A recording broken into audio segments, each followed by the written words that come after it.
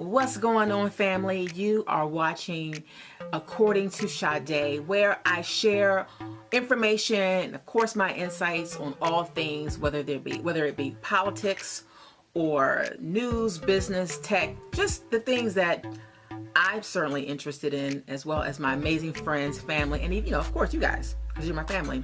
And today, guys, we're going to be breaking down a whole lot. I'm not sure how much you've been paying attention. If not, I hope that you are. But there's so much going on. Namely, we're going to start with the whole Kavanaugh nomination to the Supreme Court. And if you have not been paying attention, I don't know why you wouldn't have, because it's very important. As we know, the Supreme Court is a lifetime position, right? First of all, should it be? Well, either way, it is. And Kavanaugh, which is really an interesting nomination by the president, and he is the president. Sounds so weird saying that, right? Because when you think about Trump and the word president. Anyway, but anyhow, he was nominated to, for confirmation by Trump. And which is kind of fascinating because he was not on any initial short list of nominees. But of course, when they went back and kind of looked at some of his opinions, well, he talked about his opinion on how presidents should be prosecuted, etc., etc., etc. If you haven't heard, go ahead and look. Interestingly enough, recently some things came out, right? If you're familiar with Clarence Thomas, we won't even go there. I don't have that kind of time this morning. But Kavanaugh, it is said to be, let's just say, doing some very inappropriate and very unacceptable things at a party. Apparently he was 17 years old. He was drunk. And some people, of course, Republicans are saying it's boys will be boys. Kind of, the same rhetoric we heard when the president came out with his Access Hollywood tapes, grabbing them by the, hee-haws. And so they're saying that boys will be boys. But as of this weekend, there was a second accuser, Deborah Ramirez, who's saying that at a Yale party, so clearly Kavanaugh was able to get into Yale, but perhaps maybe he's still a boy and should not be held accountable? I don't know what they're saying. Here's the thing. It's very, very troubling. And I've been around many boys. I have a son, and certainly I grew up around boys. That is just not boys will be boys. Apparently Ramirez is saying that at a party at Yale, mind you, that Kavanaugh, I'll provide links for it because it's very disturbing. But needless to say, none of those things, and in my view, are just boys being boys. And this is it's very troubling. And if true, shows a pattern from Kavanaugh of sexual deviance and violence, and it's wrong. It's wrong, and he should not be appointed or confirmed to the Supreme Court. No, not at all. So we shall see, and this story is unfolding as I speak. The next thing that I want to share with you guys, and I really want to hear your input as well, is the whole Rosenstein. Rosenstein, in fact, has tendered his resignation this morning because he feels as though he was going to be fired anyway. A news report came out that he apparently joked around, or really just said that he would be willing, or had at times wore a wire to tape the president. This is just really some hot mess, quite frankly. And one of the reasons why it's so important, because Rosenstein oversaw the Russia investigation, of course, was the one who appointed Mueller as a special counsel to investigate any possible collusion with the Trump campaign. Wow, where can I even start with that whole thing? So even as I speak now, there's all types of shake-up, and folks are moving around to kind of see who's going to be doing what and whatnot. A few days ago, Trump mentioned that he had nobody at the helm of the DOJ, which is just crazy because he appointed Sessions. All kinds of mess, and it's really unfortunate. When I think about this whole Trump presidency, I mean, it really makes me sad, among other things, right? Like anger and rage, disappointment. But it really makes me sad how we have been left to think about these things like it's a tabloid, like it's an ongoing reality show. I mean, our government, our institutions have just been diminished so that to the point where we are dealing with these things like we would with a supermarket tabloid rag. It is really, really a shame, and I pray that as a country we can recover.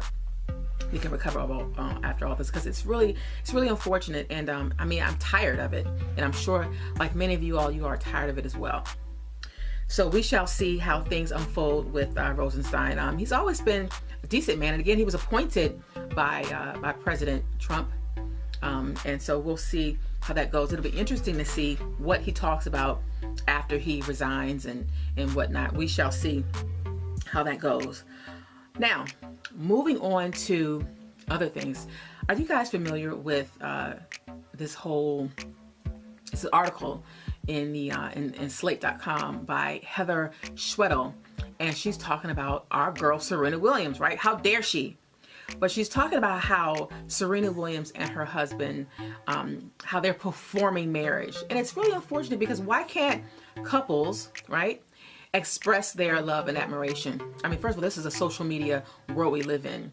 And if he chooses to celebrate his wife, who almost died on the table after having their daughter, what's wrong with that? That is how they get down. I mean, it's a social media world. I believe they're both millennials. I mean, aren't we all millennials? I'm kind of like a millennial, but anyhow, why can't he celebrate his wife, who, like I said, almost died after giving birth to their child? She came back. She has done an amazing job. And no, she did not win the Grand Slam, but she's an amazing woman. She's an example to us all that we can continue to move forward, press our way, and still perform at really the highest levels.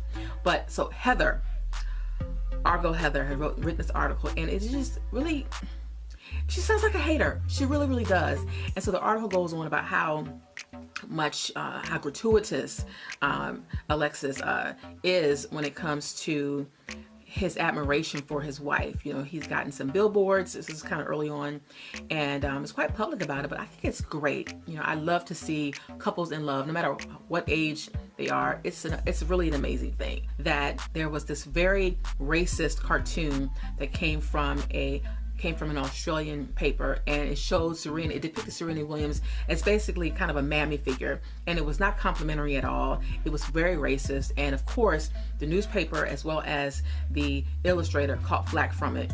But again, this is nothing new, right? Black women have always been portrayed by some in the media as these mammy characters that are just less than intelligent, very unattractive. So right after that, of course, people came pouring on, and you have all these people talking about how Serena Williams was just... So needless to say, of course, Miss Heather definitely caught some backlash from Twitter, which I think, she should be held accountable to, answer for why in the world would you target Serena Williams? She says that, well, she mentioned other couples. No, this article seemed like it was totally focused on Serena. I think Heather is just basically being a hater. That's what it seemed like. Heather, you're hating on our girl Serena. Now, next, guys, I want to talk to you about some really exciting things. You guys know Will Packer, right? Will Packer Productions, known for movies like Girls Trip and other movies such as Almost Christmas, Ride Along 2, The Wedding Ringer, No Good Deed, and Think Like a Man 2, About Last Night, and even, of course, Ride Along 1.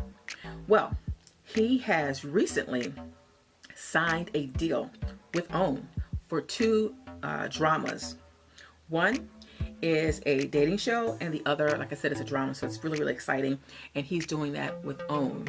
OWN, Oprah Winfrey Network. So, pretty exciting, right? When you think about content creation and what it means for representation. So, we would just want to give a real, salute to Will Packer for that.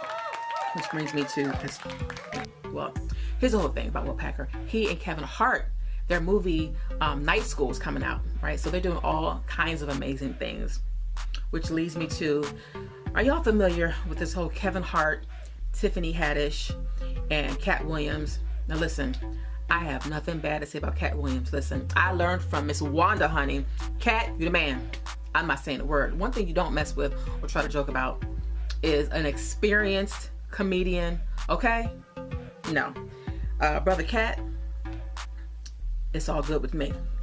But recently, Kevin Hart and Tiffany Haddish, they were on the Breakfast Club, and they talked about what they thought about what Katt Williams said. Katt Williams shared some things about them, how they're, you know, not funny, or how they are kind of maybe didn't earn their way to where they are, that kind of thing. Although he did apologize to Tiffany, which was great.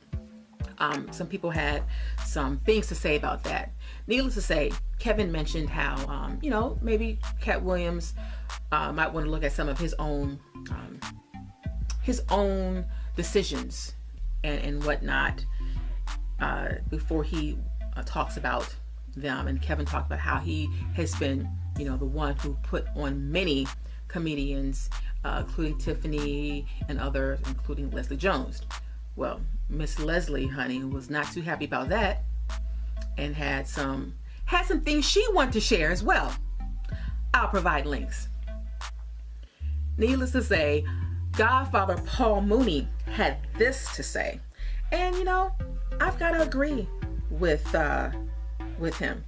Paul Mooney says that as the Godfather, I'm going to need Dave Chappelle, the Wayans brothers, Monique, Katt Williams, Kevin Hart, and Tiffany Haddish to grab other strong brothers and sisters of comedy and go to a room and start their own media, capital OWN media hub, just like Oprah did.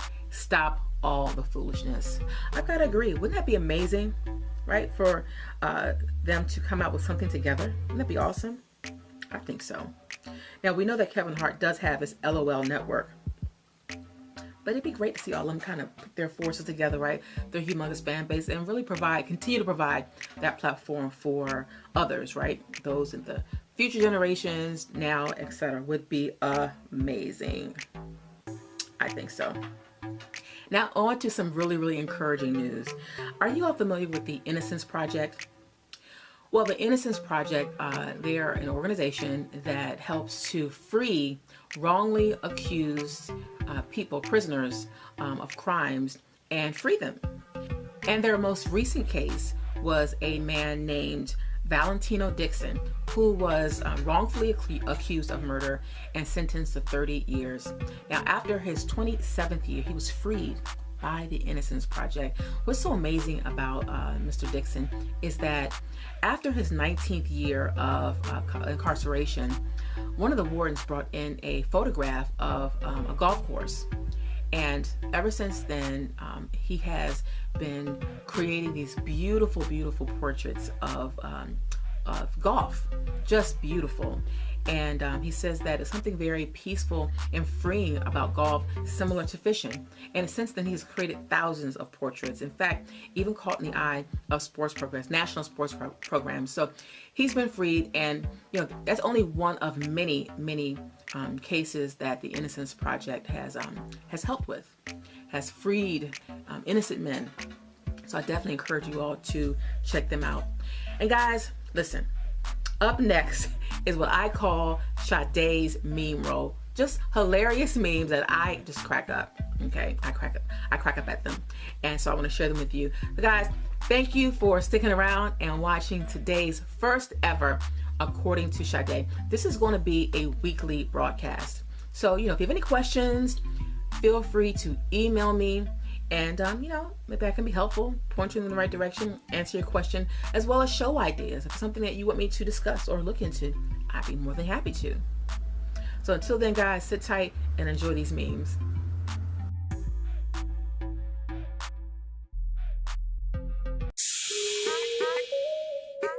Yeah, yeah.